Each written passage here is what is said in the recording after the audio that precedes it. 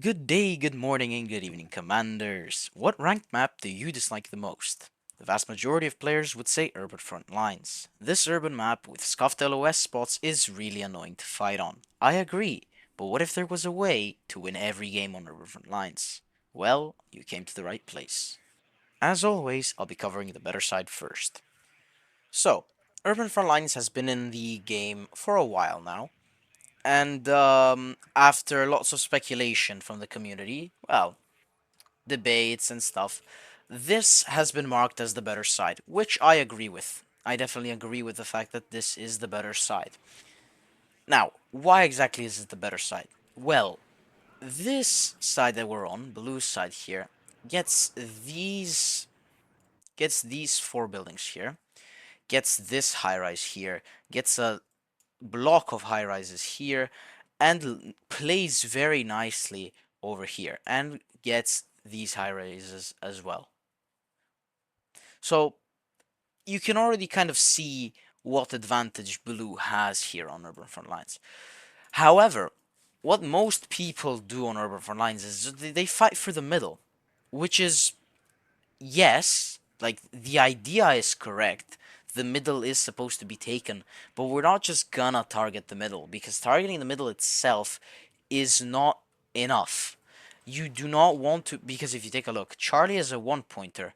Every zone on this map is a one pointer.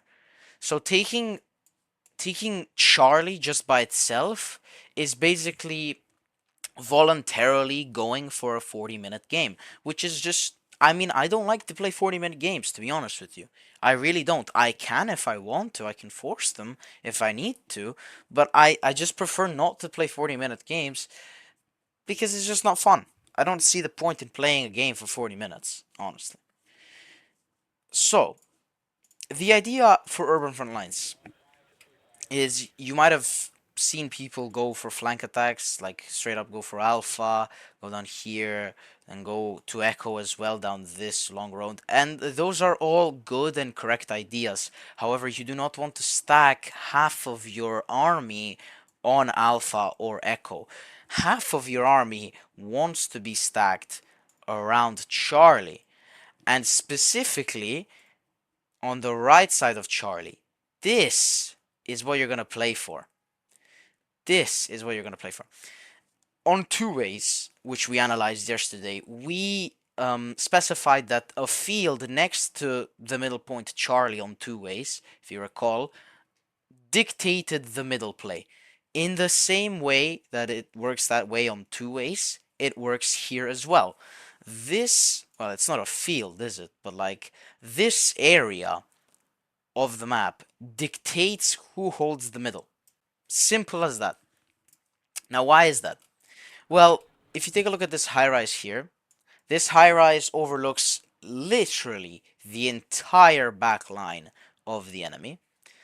And also, there's lots of spots that overlook the spawn in general of the enemy.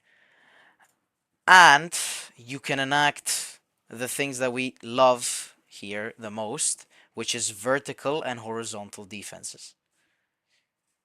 This is a very optimal position for blue. If you manage to get up to here and take this, you are gonna win this game no matter what. I believe in your ability to win this game from this position. Simply because it's that easy, it's that comfortable to play from.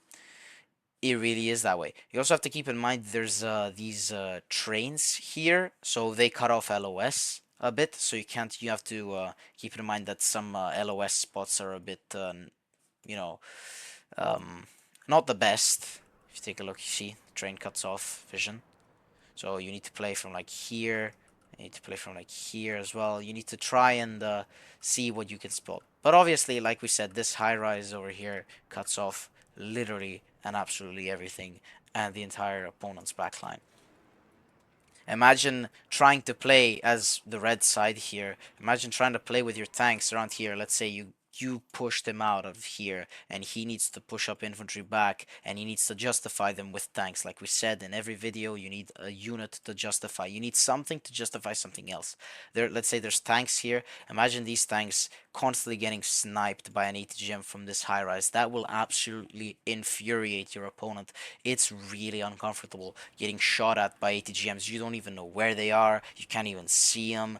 It's gonna make your opponent completely spin wild. It's actually insane. So the objective early on in the early game are the following: take this and take this. Your first objective, taking this. Like we said in every other video, defensive positions in Warno are like dominoes. Once one defensive position falls, the others will follow. Once this defensive position falls, this high rise will follow, so will this, and then so will the entire like middle part of the map. So this is the first domino, second domino, third domino, fourth domino. 1, 2, 3, 4. And we've killed all enemy activity completely. And you can also keep pushing. So the idea early on, early game, like we said, is to take this and then take this. The way we're going to take this is we're going to stack FD here, and, well, you can go for this if you're feeling risky, but I generally like to play a bit from, like, here as well, and here, and kind of, like, have a two-way assault.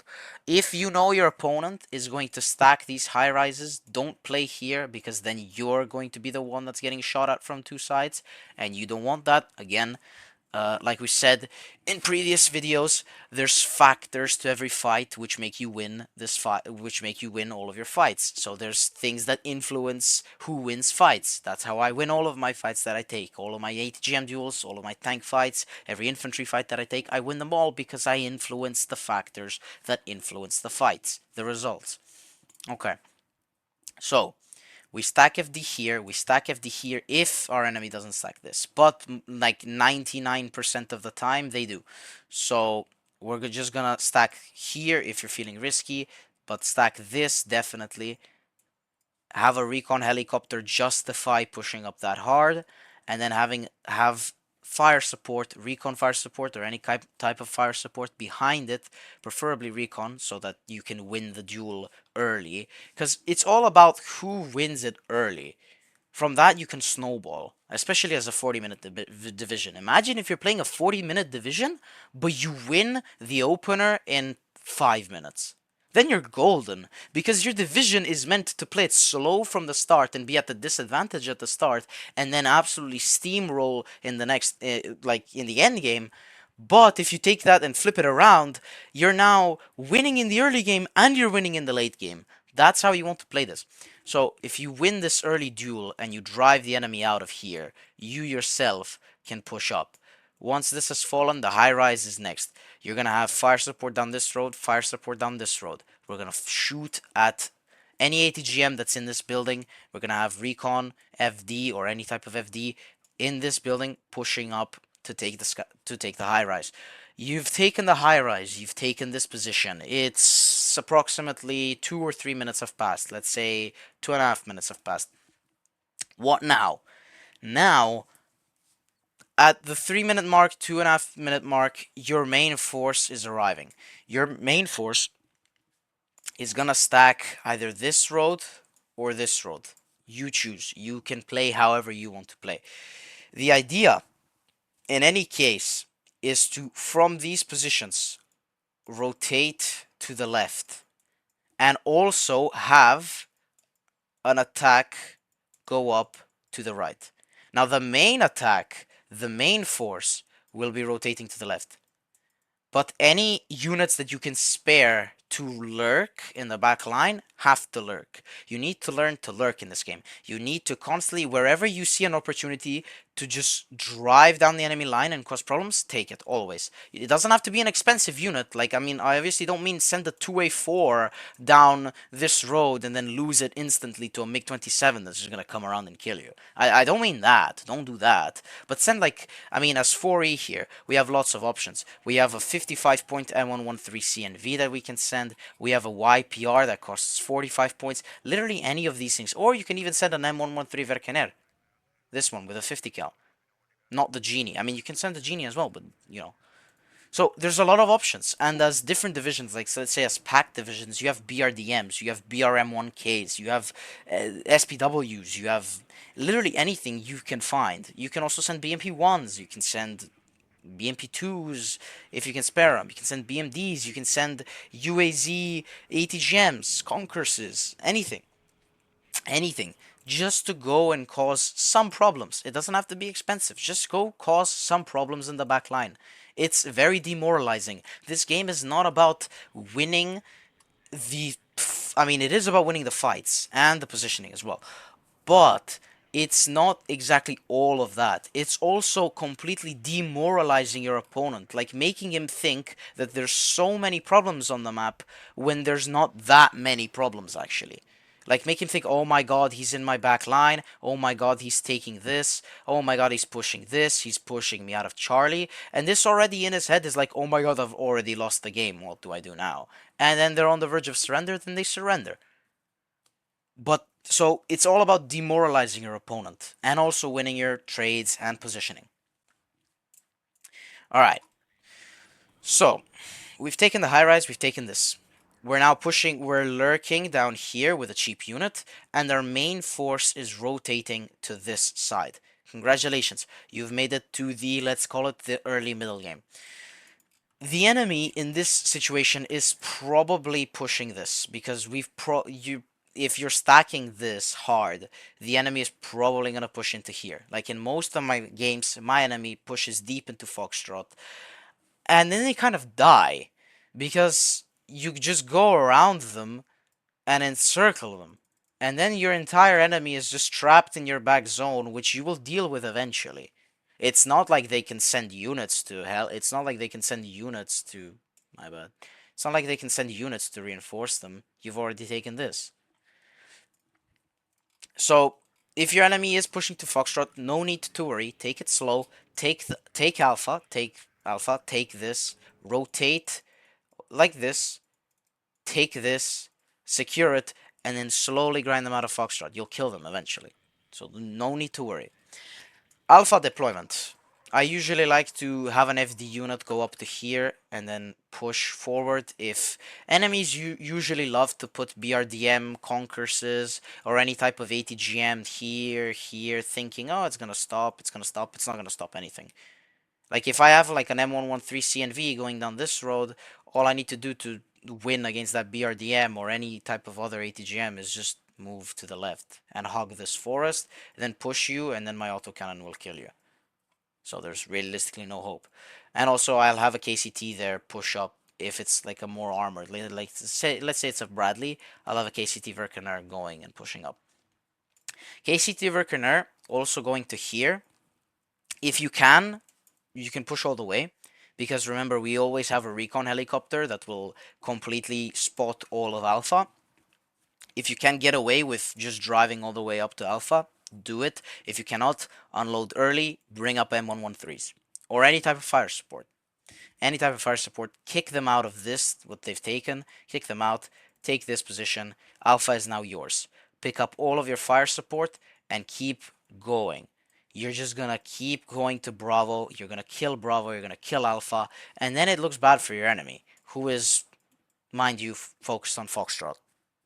So, you know, what can you do? Alright, so, let's go over it one more time. We said that we're gonna stack this, we're gonna go to here, we're gonna rotate to the left, we're gonna have a little detachment of forces go up to behind enemy lines. And once you've done all of this, you're gonna try and link up with your force from Alpha onto Bravo. That's the idea. And when Bravo is taken, then you move on to Delta with all of your forces. And you completely ignore all of this. Who cares about this? No one cares. Let me tell you right now. No one cares about Charlie. I know it's very unorthodox, and I know it's very unbalanced, and it's very chaotic. And it's probably scary going into a ranked game first time and completely ignoring all of these problems.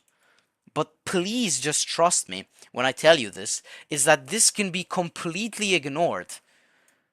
Who cares if he takes Foxtrot and Charlie? As long as you're the one who holds the flanks and then proceeds to encircle him. Like if you take Hotel, if you take this right zone, let me check its name. India. If you take India, if you take Hotel, if you take Echo, if you take Alpha, and then you're moving on to Bravo, and you've cleared realistically Charlie, let's say half of Charlie has been cleared. You have Golf, you're holding this.